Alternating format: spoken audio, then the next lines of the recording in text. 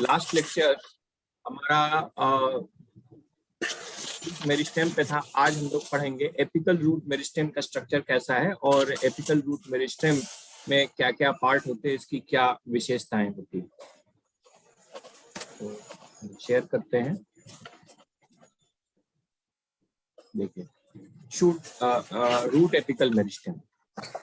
जो root apical meristem होता है, जैसा कि आप सबको पता है कि ये कहाँ पर पाया जाएगा?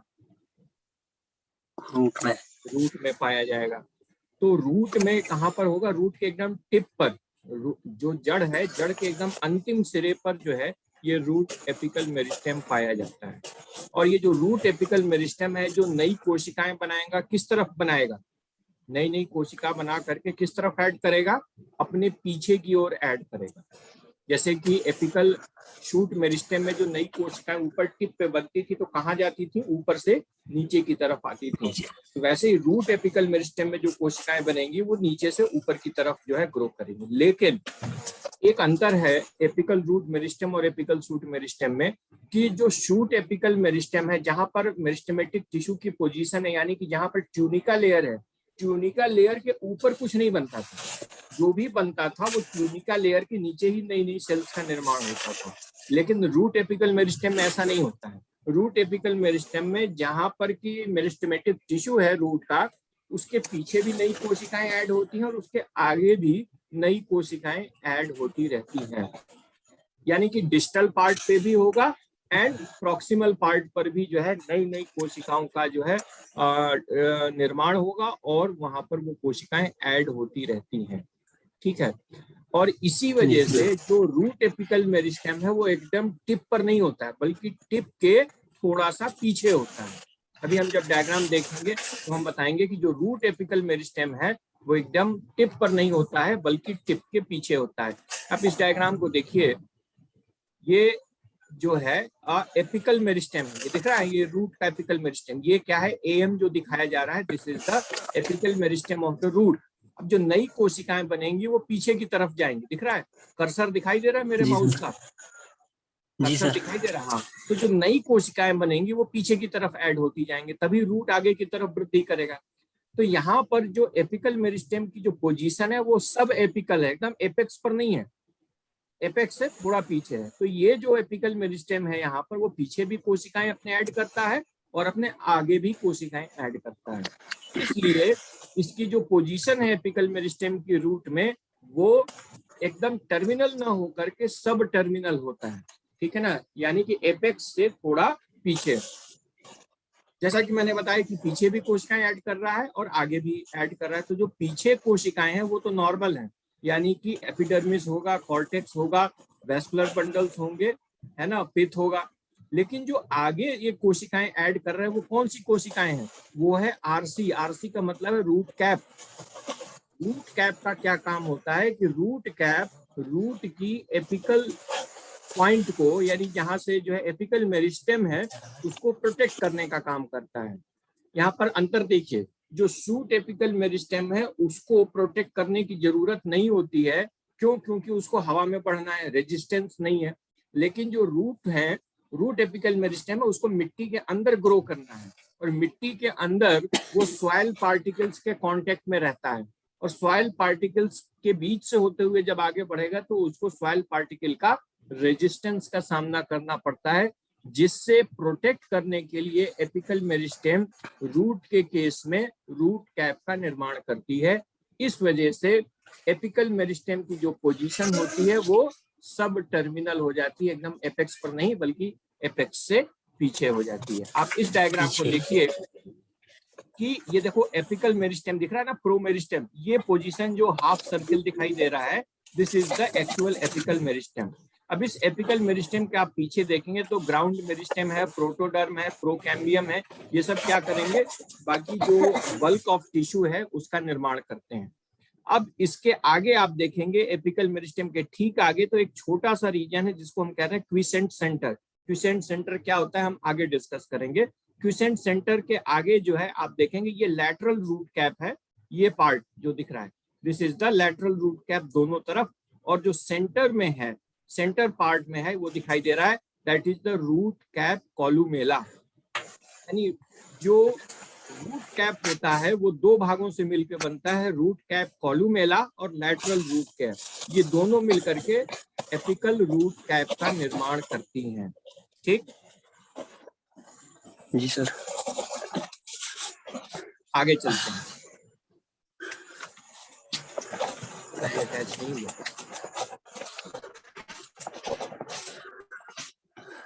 ठीक है। तो इस वजह से जो है ये रूट कैप की जो पोजीशन होती है वो सब टर्मिनल होती है। अब इसके बाद अगर हम देखेंगे कि जहां पर एपिकल मेरिस्टेम है रूट का, इसके पीछे दो स्पेशल जोन होते हैं। एक तो रीजन ऑफ सेल इलोंगेशन, ये दिख रहा है, रीजन ऑफ सेल इलोंगेशन, या इसको हम इलोंगेशन जोन कहते हैं, और दूसरा रीजन ऑफ मैच्यूरेशन, यानी इसको डिफरेंशिएशन जोन भी कहते हैं। ये कहाँ पर मिलेगा? रूट एपिकल मेरिस्टेम के ठीक पीछे। आइए फिर से इस डायग्राम को देखें। ये देखो, यहाँ पर ये रूट कैप की एपिकल मेरिस्टेम की पोजीशन है जहां पर की सेल्स एक्टिवली डिवाइड करती हैं। ठीक, अब इसके बाद ये ट्रांजिशन जोन, ठीक, ट्रांजिशन जोन के पीछे जो है ये इलोंगेशन जोन है, जहां पर जो कोशिकाएं बनती हैं, जो यंग सेल्स होती हैं, वो जनरली आइसोडायमेट्रिक होती हैं, उनका लेंथ और विड्थ बराबर होता है।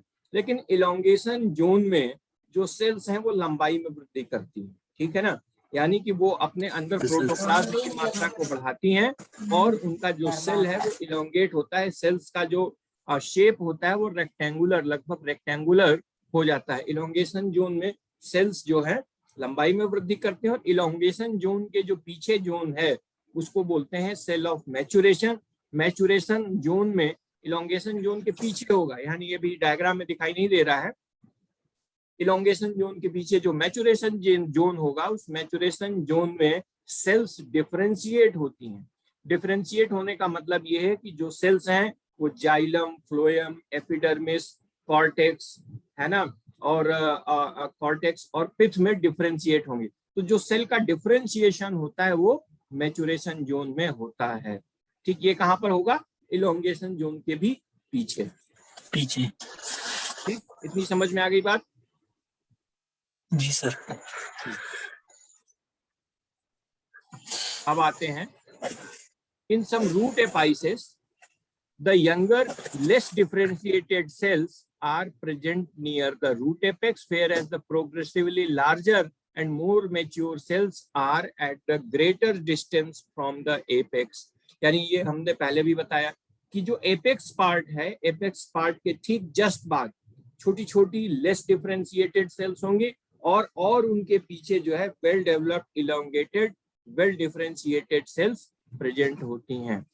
The zone of maturation is recognizable by the presence of root hair on the surface। एक बात ध्यान रखिएगा, जो रूट में जो रूट हेयर्स निकलती हैं, सबको पता है रूट में रूट हेयर्स होती हैं, जिसके द्वारा रूट्स जो है वाटर और मिनरल्स को एब्जॉर्ब करता है। एब्जॉर्प्शन किसके द्वारा होता है? रूट हेयर के द्वारा होता है, रूट हेयर, ठीक है ना। तो जो रूट हेयर्स हैं वो रूट हेयर्स कहाँ पर पाई जाएंगी? रूट हेयर्स पाई जाएंगी जोन ऑफ मैच्यूरेशन पर, यानी इलोंगेशन जोन के बाद सबसे टिप पर रूट कैप, रूट कैप के बाद apical meristem, root apical meristem, root apical meristem के बाद से zone of cell elongation, zone of cell elongation के बाद जोन ऑफ सेल मैच्यूरेशन।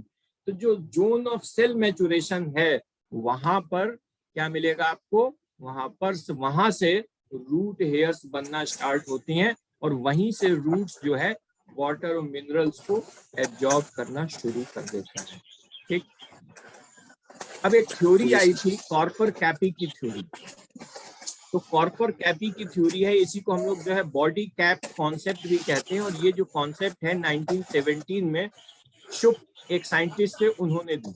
उन्होंने एपिकल रूट मेरिस्टेम में जो है, जो आपका रूट कैप वाला हिस्सा है, रूट कैप यानी मेरिस्टेम से आगे वाला जो हिस्सा है, आप इस डायग्राम को देखिए तो ये जो जोन दिखाई दे रहा है, ये वाला हिस्सा, this is the apical meristem. अब एपिकल मेरिस्टेम के आगे ये जो दिख रहा है ये एपिकल मेरिस्टेम, इसके नीचे की तरफ ये जो पार्ट दिखाई दे रहा है ये वाला हिस्सा, this is the root cap zone. Root cap zone भी दो भागों में बटा था, सेंट्रल कॉलुमेला और लैटरल रूट कैप। तो ये देखिए सेंट्रल कॉलुमेला है, और ये जो है दोनों ओर, सेंट्रल कॉलुमेला के दोनों ओर ये लैटरल रूट कैप्स हैं। ठीक, शुभ ने क्या बताया कि शुभ ने बताया कि जब उन्होंने जो है एपिकल रूट मेरिस्टेम के आगे स्थित जो रूट कैप्स हैं उनका सेल डिवीजन का अध्ययन किया, उन्होंने बताया कि जो रूट कैप डिवीजन है उसमें सेल डिवीजन स्पेशल टाइप का सेल डिवीजन होता है, जिसको वो उन्होंने कहा T cell division.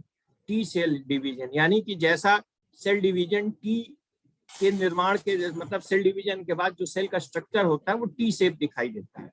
A meristematic cell divides transversely followed by a longitudinal division in one of the daughter cell। अब इस डायग्राम को देखिए, यहाँ पर ये मदर सेल है। मदर सेल में जो पहला डिवीजन हुआ कैसा हुआ? ट्रांसवर्स डिवीजन हुआ, 2 डॉटर सेल्स बन गई। ठीक है ना, 2 डॉटर सेल्स बन गई। ठीक, अब जो 2 डॉटर सेल बनी, इसमें जब नेक्स्ट सेल डिवीजन होता है तो इसमें दोनों में से केवल एक डॉटर सेल में फिर फर्दर डिवीजन होता है, और जो दूसरा डिवीजन होता है वो वर्टिकल डिवीजन हुआ। कैसा डिवीजन हुआ? वर्टिकल। एक मदर सेल से 2 डॉटर सेल। फिर जो फर्दर डिवीजन हुआ वो दोनों में ना होकर के केवल एक डॉटर सेल में होता है, वो वर्टिकल होता है। नतीजा इसका आप शेप देखिए तो कैसा दिखाई देगा? टी शेप दिखाई देगा, दिख रहा है ना, उल्टा टी। जी सर। है ना, ये एक डंडा और एक इसके ऊपर सेंटर से डंडा। तो कैसा दिख रहा है? उल्टा टी जैसा बना हो, इसको बोलते हैं इन्वर्टेड टी शेप डिवीजन। ठीक, जो इन्वर्टेड टी शेप डिवीजन होता है ये कहाँ मिलता है? It gives rise to the tissue apex except the root cap. Root cap को छोड़ करके बाकी जो एपिकल रूट मेरिस्टेम में डिवीजन होता है वो इन्वर्टेड टी शेप होता है। समझ में आ गया? यानी रूट कैप यानी जो सबसे अगला हिस्सा है रूट का, उसको छोड़ करके बाकी जो डिवीजन होता है एपिकल रूट मेरिस्टेम में वो इन्वर्टेड टी शेप होता है, उल्टे टी के आकार का।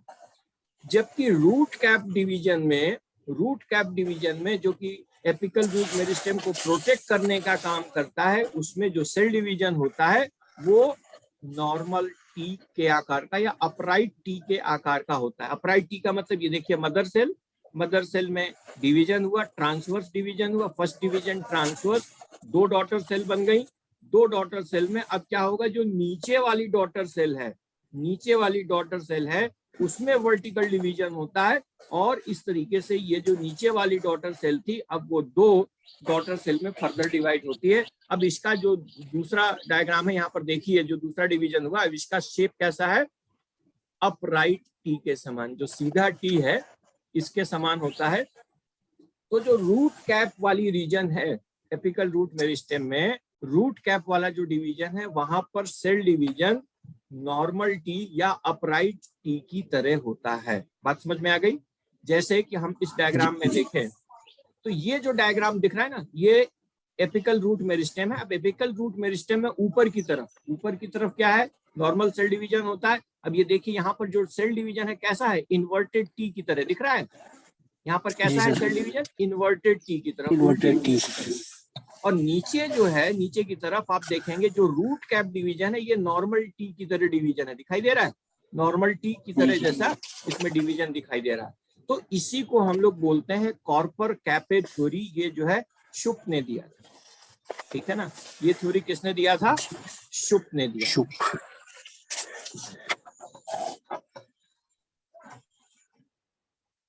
The root meristem are sometimes called closed। कभी कभी रूट मेरिस्टेम जो होती हैं क्लोज टाइप की होती है। कब उनको हम कहेंगे रूट मेरिस्टेम क्लोज?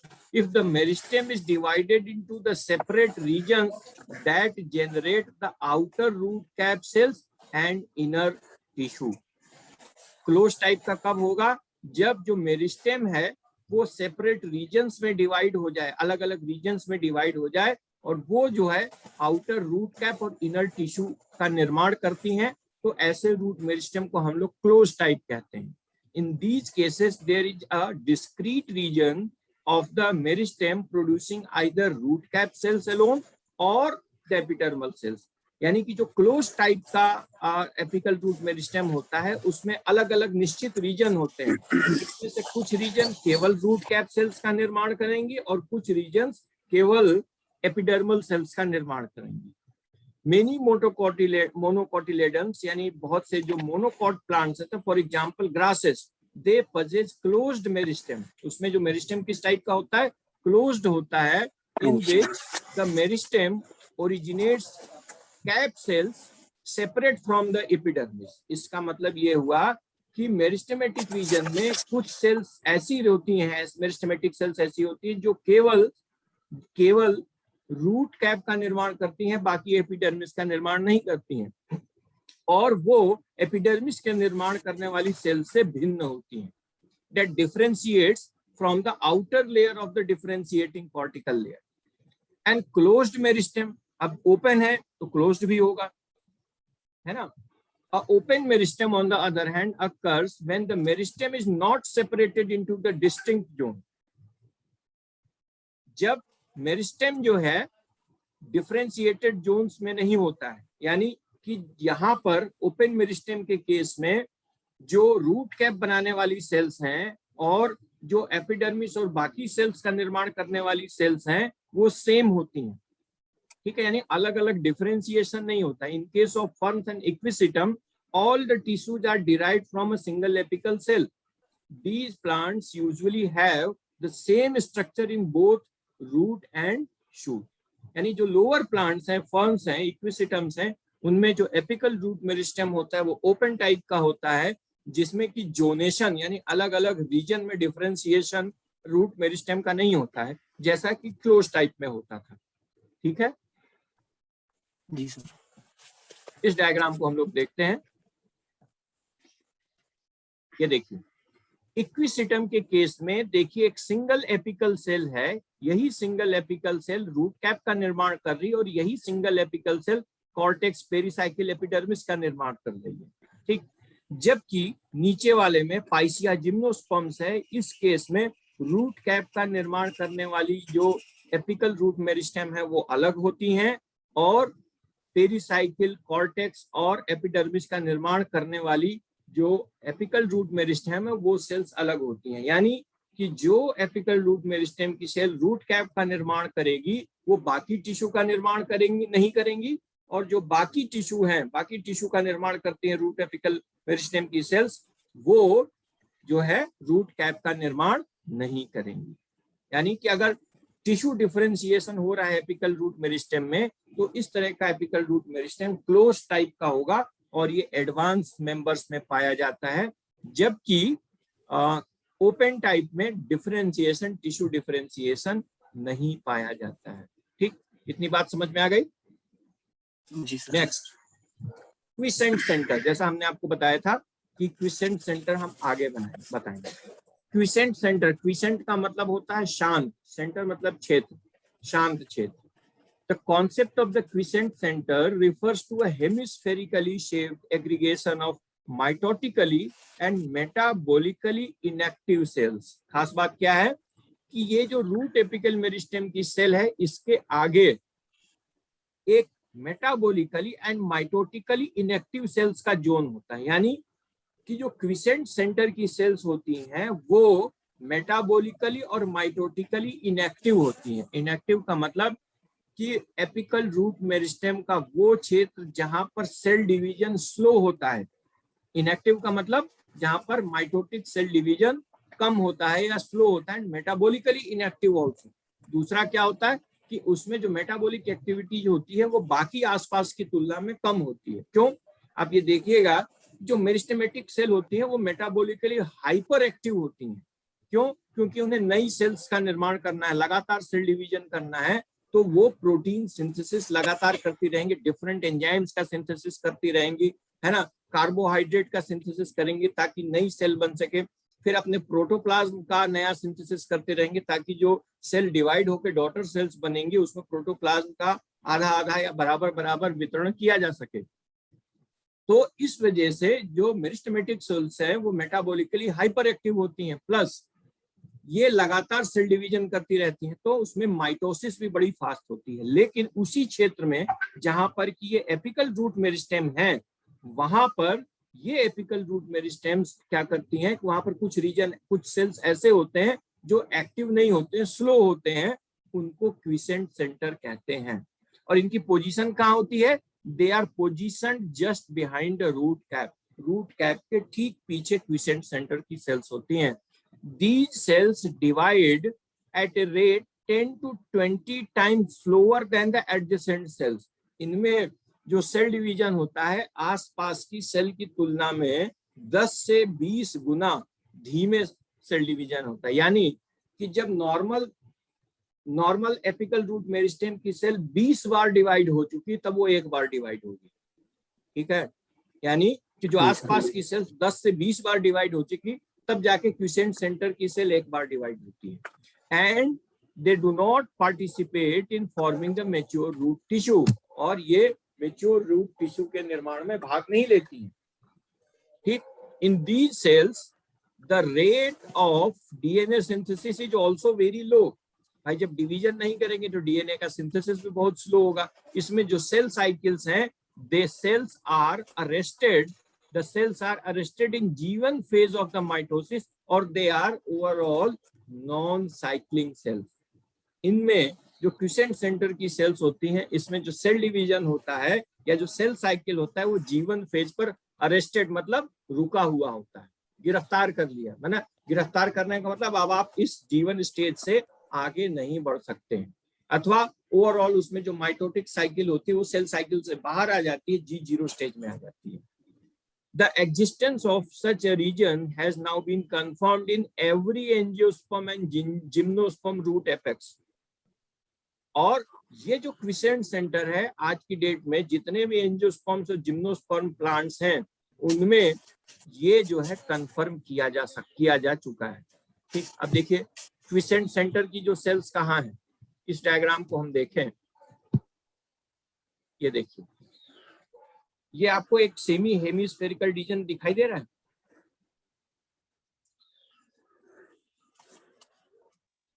यहाँ पर ये क्विसेंट सेंटर दिखाई दे रहा है, ये जहाँ पर मैं माउस दिखा रहा हूँ, ये जो हाफ हेमिस्फेरिकल रीजन है, this is the quiescent centre cell and it is just behind the apical root meristem, ठीक पीछे होता है। ठीक है, और यहाँ पर जो सेल डिवीजन है बहुत ही स्लो होता है, मेटाबॉलिकली और माइटोटिकली हाईली इनएक्टिव सेल्स, और ये लगभग सारे जिम्नोस्पर्म्स की और एंजियोस्पर्म्स की सेल्स में इनके अस्तित्व को पाया गया है। ठीक, the root promeristem refers to the highly meristematic cells on the distal and proximal surface of the quiescent zone that gives rise to the mature root cap, epidermis, cortex and stem. और इनके आसपास की जो cells होती हैं, quiescent centre के आसपास की जो सेल्स होती हैं, दे आर हाईली मेरिस्टेमेटिक, यानी उनमें सेल डिवीजन काफी तेजी से होता है और वही सेल्स जो है वो रूट कैप, एपिडर्मिस, कॉर्टेक्स और स्टील का निर्माण करती हैं। Initials on the distal side of the quiescent center cell give rise to the columella portion of the root cap. ठीक, जो क्विसेंट सेंटर से डिस्टल सेंटर की तरफ, डिस्टल एंड की तरफ जो सेल्स होती हैं वो क्या करती हैं, रूट कैप के कॉलुमेला पोर्शन का निर्माण करती हैं, whereas the initials forming the main body of the root are located at the basal side of the quiescent center. जबकि जो मेन बॉडी होती है रूट की, वो बनाने वाली जो सेल्स होती हैं, they are located on the basal side of the quiescent centre. Quiescent centre के नीचे की तरफ जो सेल्स होती हैं वो मेन रूट बनाएंगी और उसके जो एपिकल एंड पर जो सेल्स होती हैं वो रूट कैप का निर्माण करती हैं। फॉर एग्जांपल इस डायग्राम को देखें तो ये जो है, ये जो क्विसेंट सेंटर है, ये क्विसेंट सेंटर है।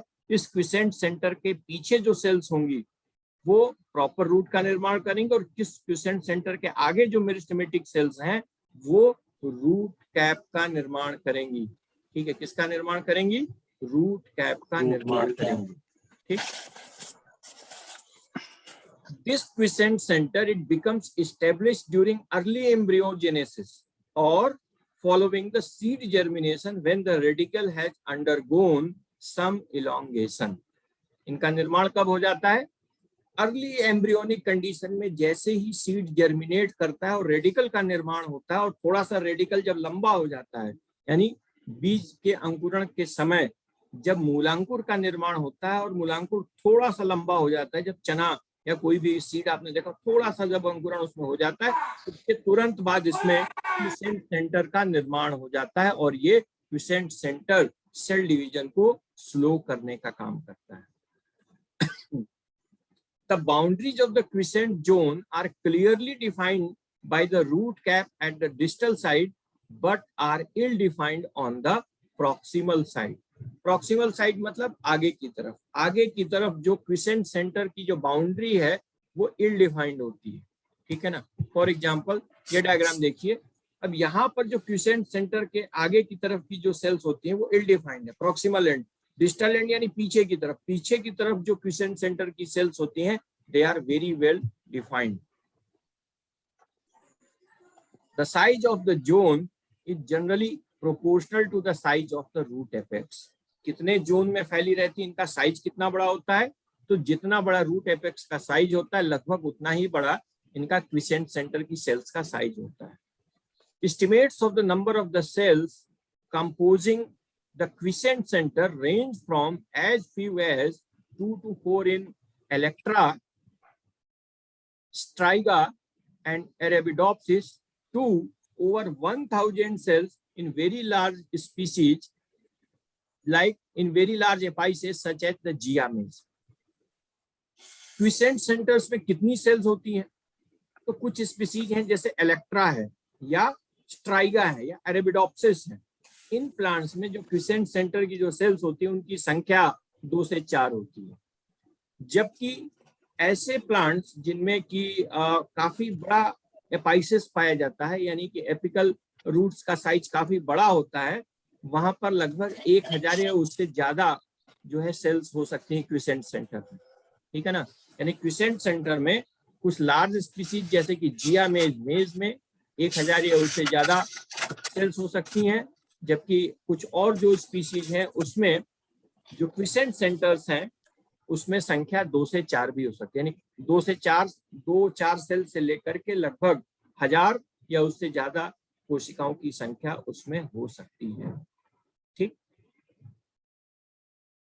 When the quiescent centers are large, this is usually not the case. A dramatic ontogenetic cases can occur in this region.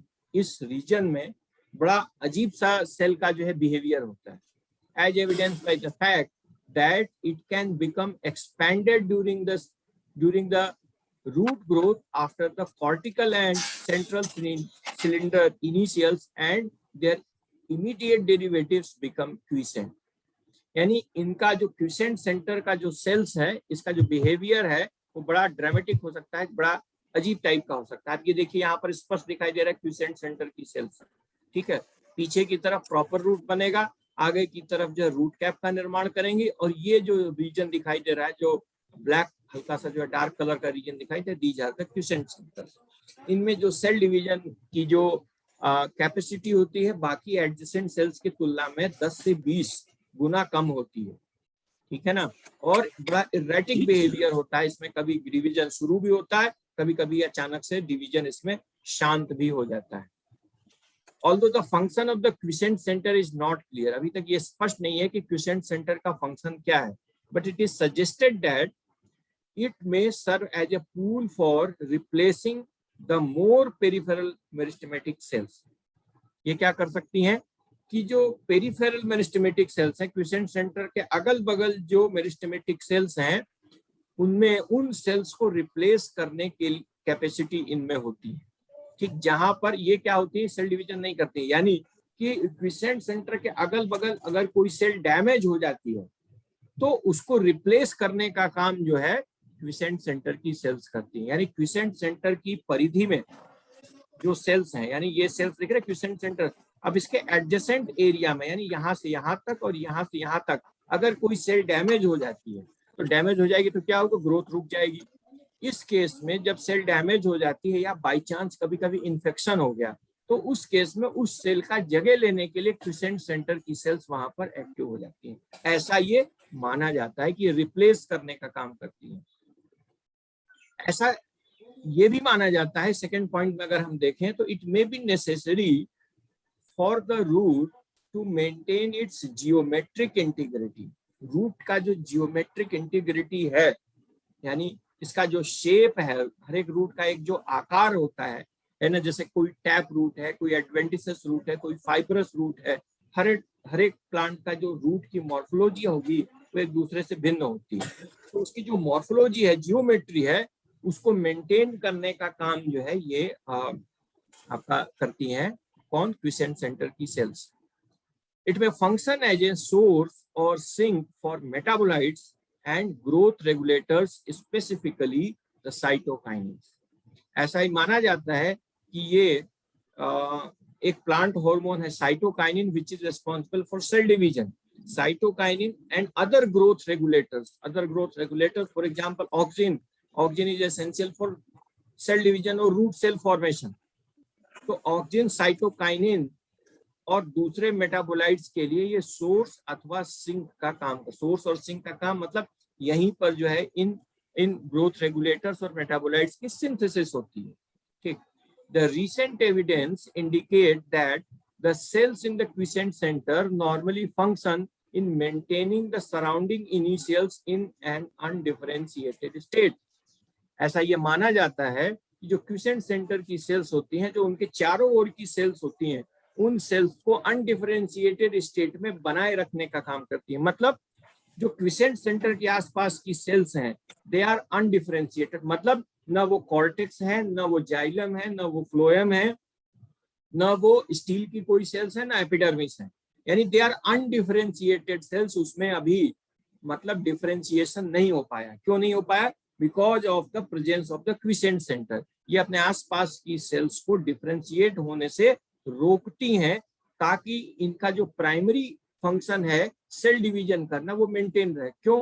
क्योंकि अगर ये सेल डिफरेंशिएट हो जाएंगी तो उनका जो मुख्य काम है सेल डिवीजन करना, वो फिर रुक जाएगा या वो प्रोसेस स्लो हो जाएगी। इसलिए क्विसेंट सेंटर क्या करता है कि अपनी आसपास की सेल्स को डिफरेंशिएट होने में, दूसरे टिश्यू में डिफरेंशिएट होने में रोकता है। According to this explanation, cells remain as initial because the quiescent center acts to inhibit the differentiation process। ये क्या करता है? डिफरेंशिएशन प्रोसेस को इनहिबिट करता, रोकता है, ताकि आसपास की जो सेल्स हैं वो मेरिस्टेमेटिक कंडीशन में बनी रहें। In the absence of the quiescent center, the cell division in the surrounding initials become aberrant। यानी कि अगर देखा गया है एक्सपेरिमेंटली, अगर हम रूट एपेक्स से क्विसेंट सेंटर की सेल्स को निकाल दें तो जो सराउंडिंग सेल डिवीजन है वो एबरेंट, यानी कि बड़ा अजीब टाइप का सेल डिवीजन शुरू हो जाता है। एबरेंट मतलब अनिश्चित तरह का सेल डिवीजन हो जाता है, जिसमें कि सेल का पता नहीं चलता है कि आगे क्या होगा। ठीक। This is all for the apical root meristem. इसमें किसी को कोई कंफ्यूजन या डाउट हो तो आप लोग पूछ सकते हैं।